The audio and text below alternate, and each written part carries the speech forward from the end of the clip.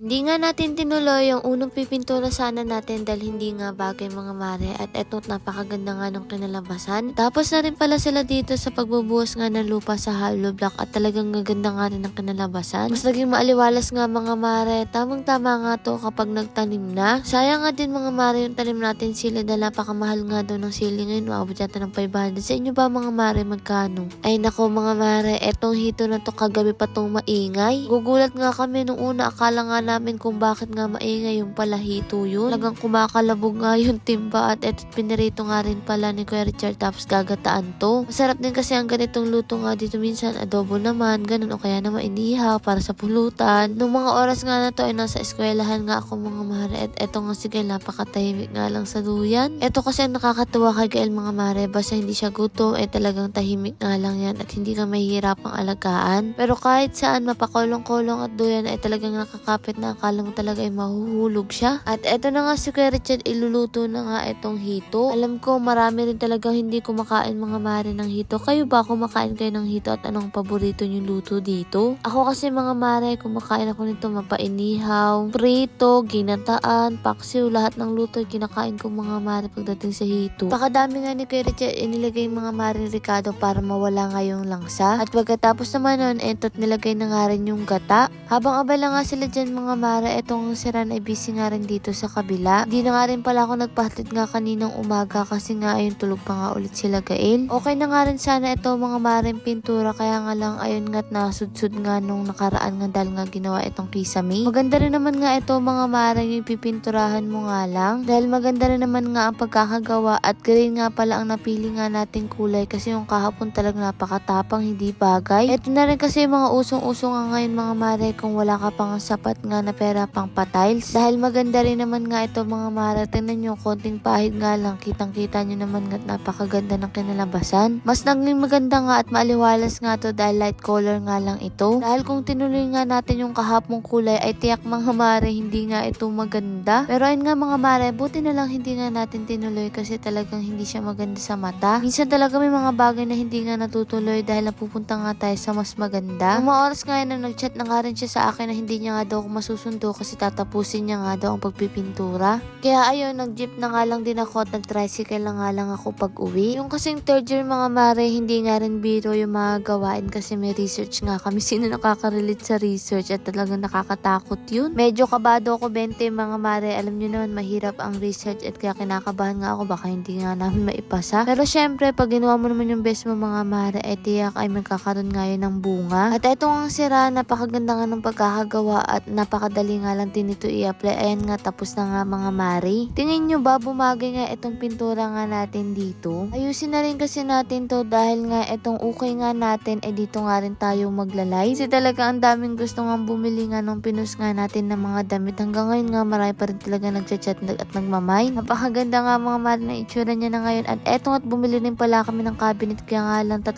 binili namin, 2 lang ang dumating. Kasi nga mga mare ay kulang na kulang nga talaga kami sa damitan kaya naman bumili nga kami ng 3. Eto na rin kasi ni-request nga ni mama na bumili nga daw kami para nga organize nga daw yung mga damit nga namin at eto nga ilalagyan ng mga damit. Puro nga mga timba-timba nga lang mga mare kaya ayun sabi niya masakit nga daw sa mata at ang hirap nga hanapin nga kapag may gusto kang kuhanin. Tapos tanong pa nga kami ng tanong kay mama mga mare kung asan yung damit nga namin. Kasi pag nainip nga si mama ay talaga nagtutupi nga siya ng mga sinampay. Pero ngayon nga ay hindi na dahil andito na nga si Ate Marlene, siya nga ang nag-aasikaso ngayon. Kaya eto nga't paparipan nga rin namin mga mare yung kulang at eto't inassemble na nga nila. Napakadali nga lang nito i-assemble kaya nagandahan nga din ako. Tapos syempre nakakadagdag nga rin na aesthetic nga yung itsura niya mga mare kasi nga sa nakasanayan nga natin Durabox. At malaki nga rin yung space niya kaya sabi ko eto na nga lang yung bilin nga namin. Hindi ka man nga lang pagpapawisan dito sa pag-assemble kasi tinanong ko nga rin sila kung nahirapan ba siya. Sabi niya ay hindi nga daw. Binili ko nga ay 5, 2 yon at yung isa 6. Nung hindi nga dumating yung isang 5